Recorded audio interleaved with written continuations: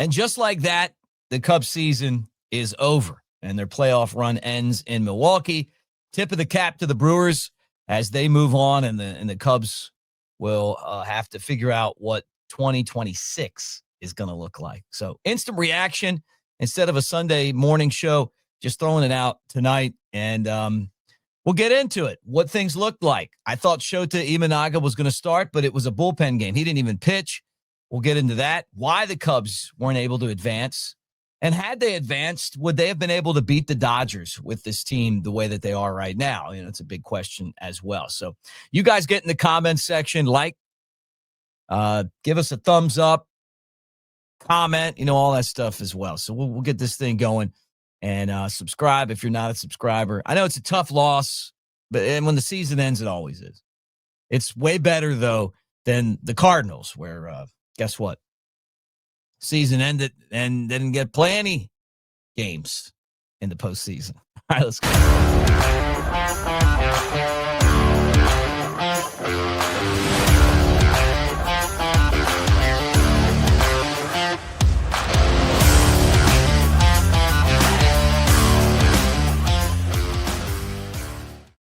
What do you say, everybody? Mick Gillespie, Cubs Baseball Channel, and the Cubs lose Game 5 of the series.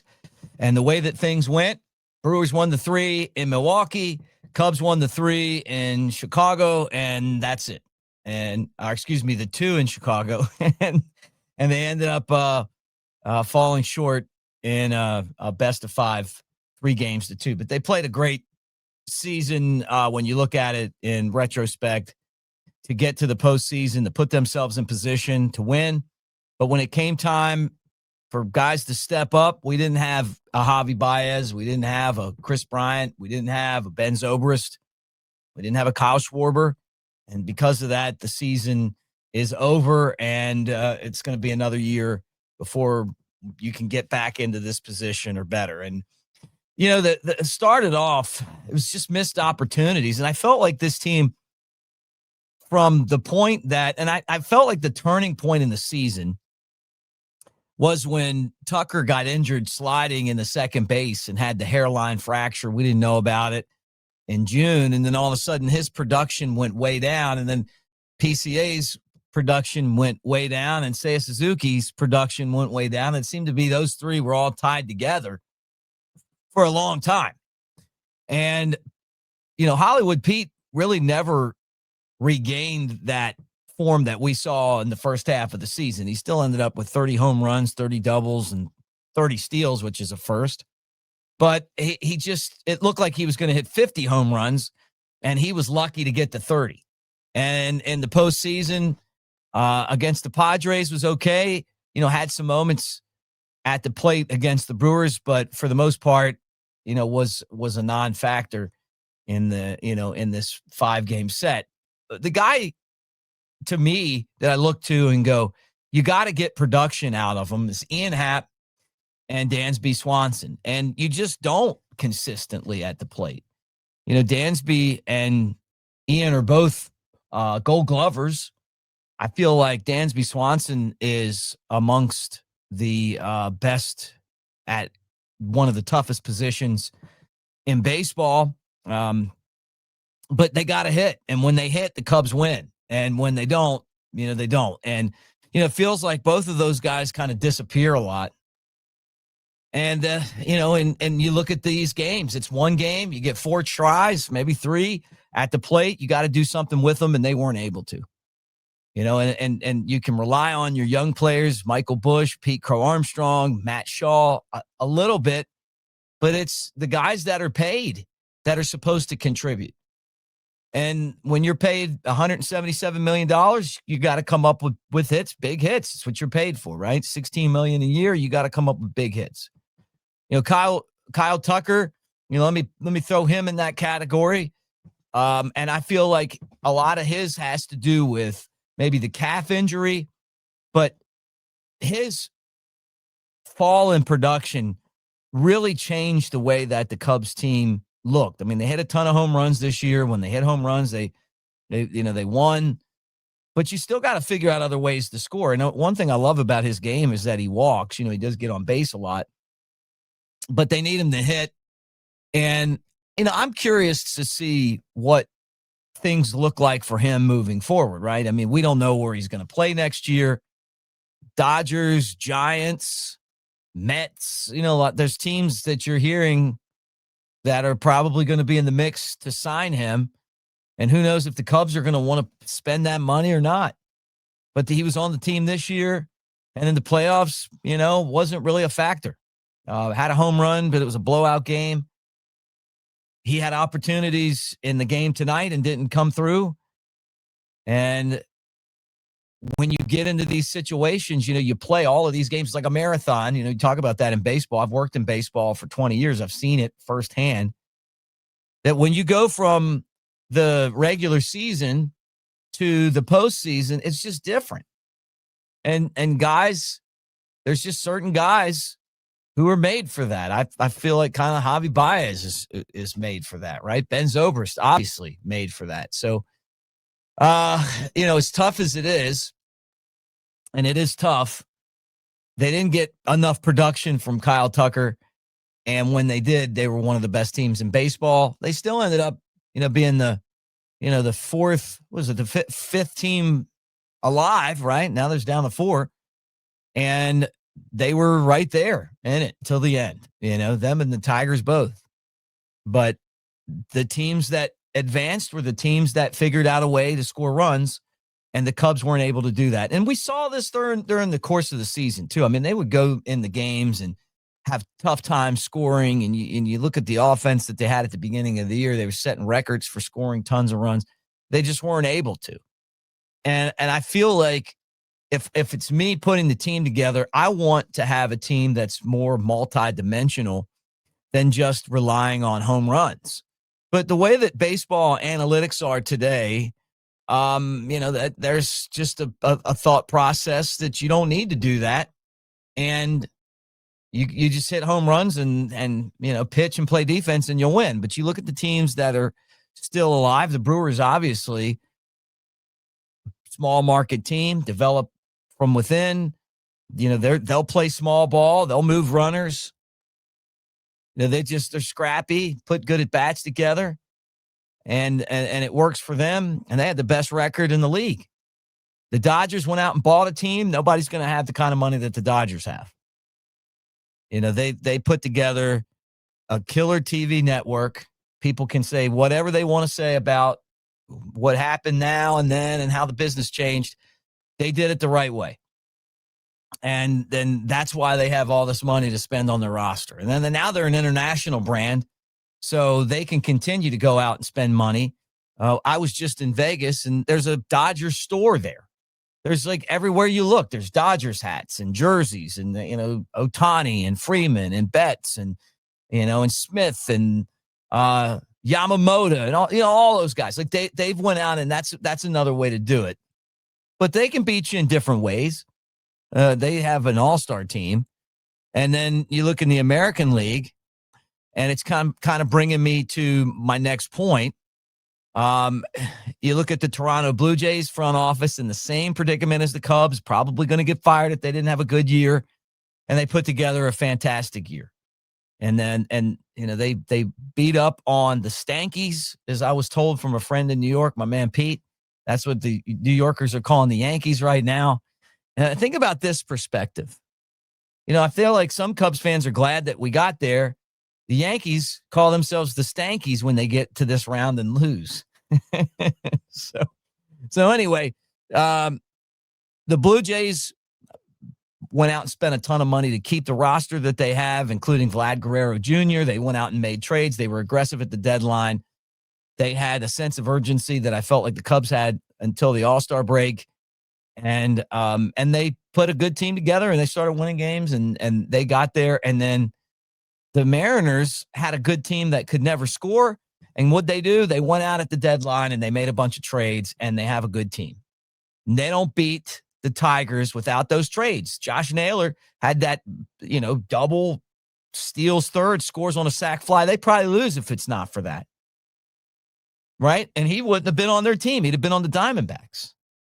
And the Cubs were talking to the Diamondbacks about deals, but they didn't do it. They didn't make one. And I feel like that's something that we got to look back at and be like, hey, you knew there were shortcomings on this roster. You could have done something about it at the deadline. Your pitching acquisition was Michael Soroka. I mean, no one could have imagined how just hideously bad Soroka would be. And I'm not going to even sugarcoat it. He stunk, right? And they know that. And they're probably, I can't believe we gave up anything to get that guy. Kittredge was okay. He pitched a lot, probably better than okay. Taylor was someone they traded for, but you didn't get an impact starter.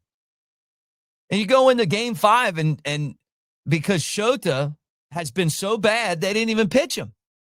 But you had a chance to fix it at the deadline and you didn't do it. And the price to win is high.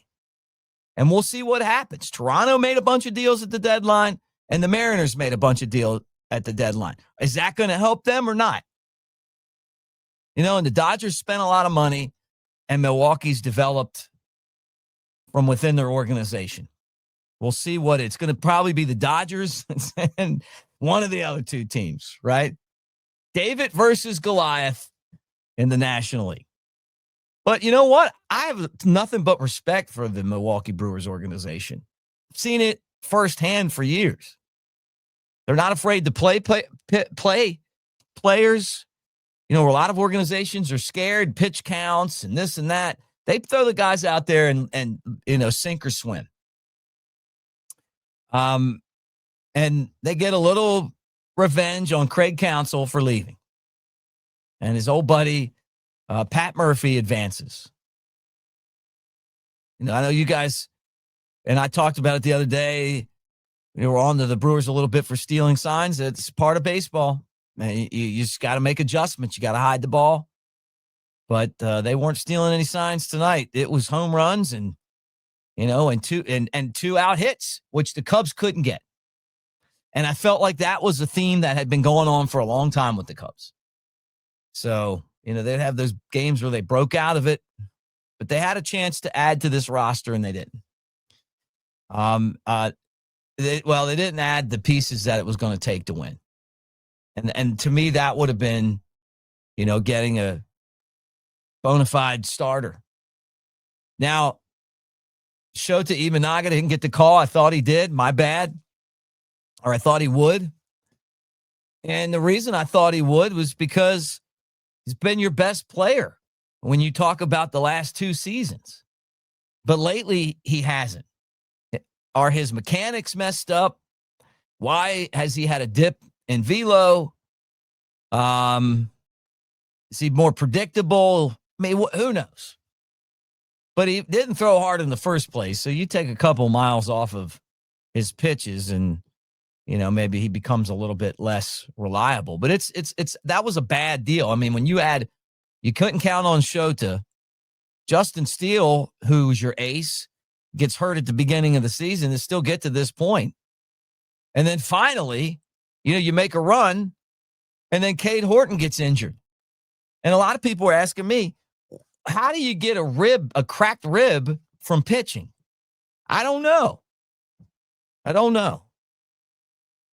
Maybe fielding the ball, maybe contorting, I don't know. But he did, and he was out, and it looked like we were going to have him back for the next round if we got there. But if this guy plays in the series, you might win. Maybe everybody's fresher. Maybe you win one of those games in Milwaukee. This guy's one of the best in baseball. He's been red hot. And that was just a bad break. I still think he's going to win Rookie of the Year. I don't know why the Cubs didn't try to manufacture runs more. You get a guy to second base, move him to third. Hit a fly ball and get him in. It's like the biggest frustration to me in all of the whole playoffs, so just the whole sport right now, is just how it's changed for the worse. That you get into a championship game and you got to pitch bullpens. You're like, yeah, we're going to throw a bullpen out there. It used to be you'd match up, boom versus boom, and that was great. And if you guys are too young to remember those days, you missed out because it used to be just amazing. Teams would have 2-3 guys that you want to see pitch, and then you'd match them up against your guys. It's turned into, I don't know, like some kind of chess game. And look, I don't have a problem with chess, but I like the old way that they played baseball. I thought Pete Crow Armstrong said something to me that was glaring. He's like, in the playoffs, you just got to do what you got to do. It doesn't matter how you do it, just get it done, or something to that effect. Like, it matters how you just got the results. It's like the regular season. You can't hit enough home runs and doubles, but don't hit any singles. And at the end of the day, the only thing that matters is that you have more runs than the other team at the end of the night. You get outside of our bubble, and we love baseball. So a lot of people don't anymore. So I hope for the sanctity of the game that we love that they'll keep trying to find ways, and I think that they've been working on it because they realize it, to make the game better. And I just hope that that's what they continue to do, like getting rid of the shift. I know, like, well, hit it where they're not. Yeah, but just made the game boring.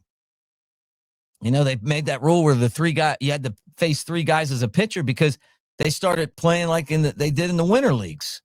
You would just every other guy, you just have another, well, you're going to face him and you're going to face him and you're going to, so they fixed that, I guess. But just too heavy on the bullpens in the postseason now. And you'll get a chance to see that. And you'll pull a starter out after 3 1/3 innings. I don't know. We'll get back at it here on the channel. I've been a Cubs fan. I've told you guys this for 40 years now. And I don't look at this season as a failure. I look at this season as one where they left something out there. I think they could have done better than this. But if they would have gotten by Milwaukee, I just don't know if they would have beaten the Dodgers. I think they easily could have beat Milwaukee, but the Dodgers, but who knows? They matched up, against them with the lefties and stuff, but I just don't know. I feel like they got about as far, maybe a little less than what they could have done.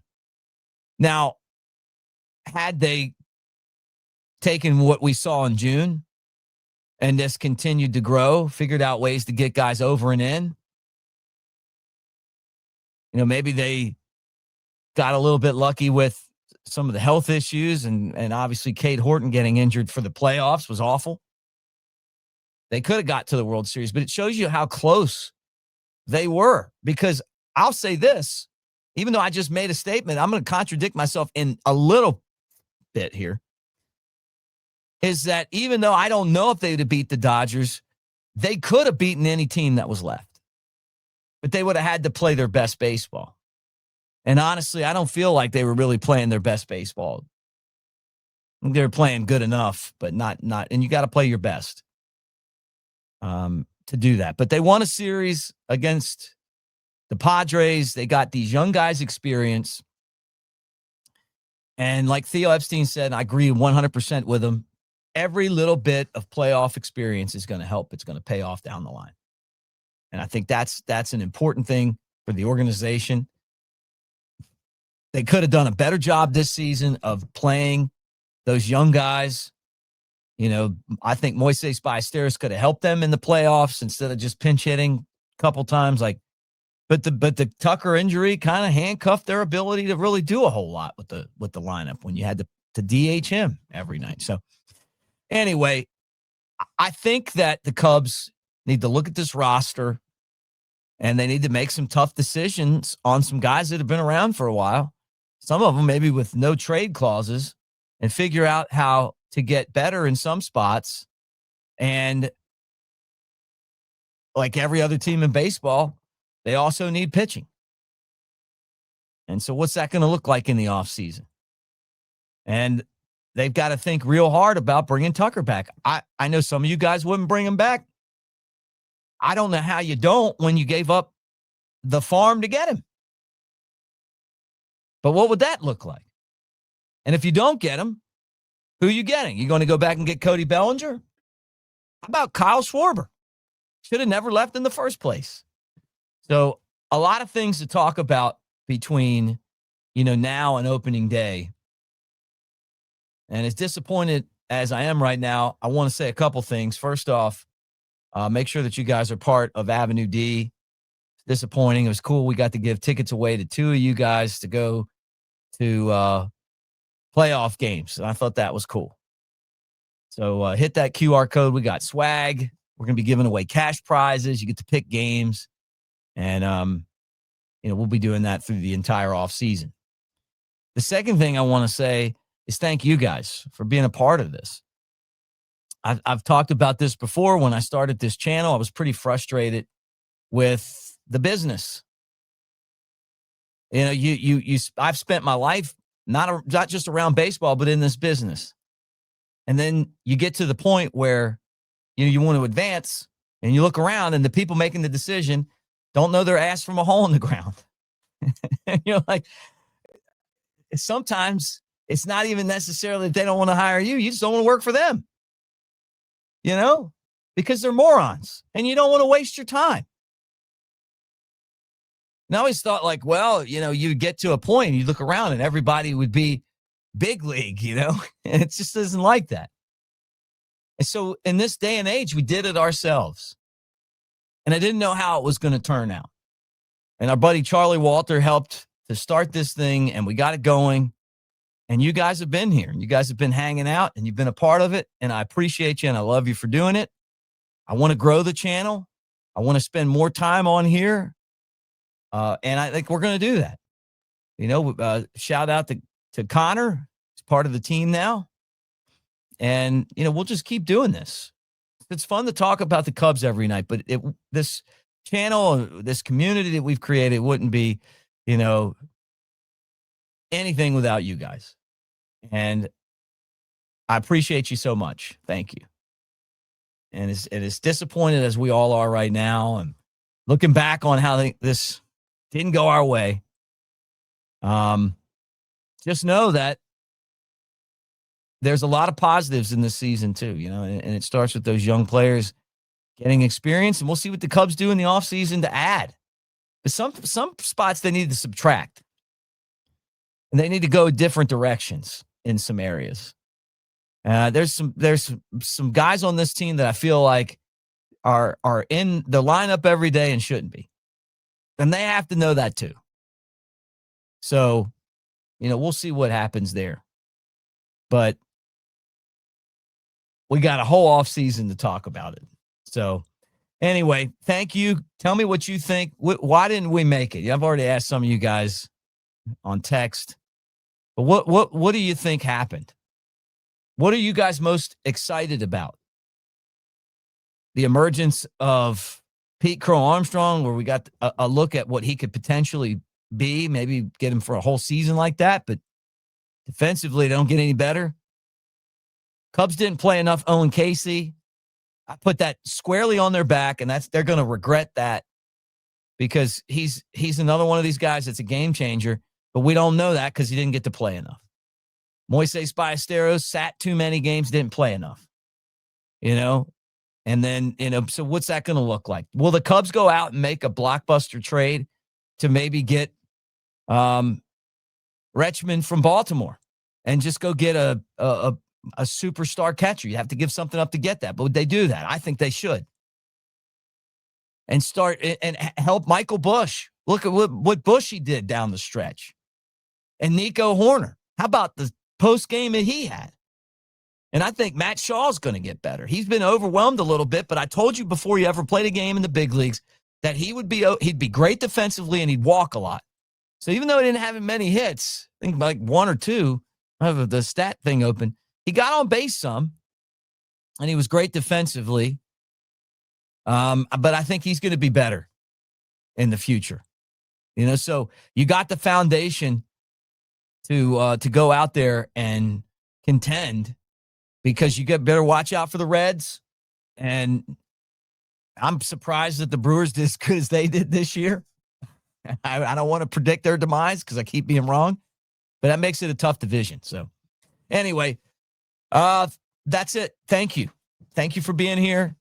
And again, congratulations to the Brewers. No excuses. They were the better team. They made the pitches. They got the runs. They earned home field advantage, and they took advantage of it. So I hope they have a great postseason against the Dodgers. I'll be watching, and I'll talk to you guys soon. So from the bottom of my heart, thank you, and go Cubs.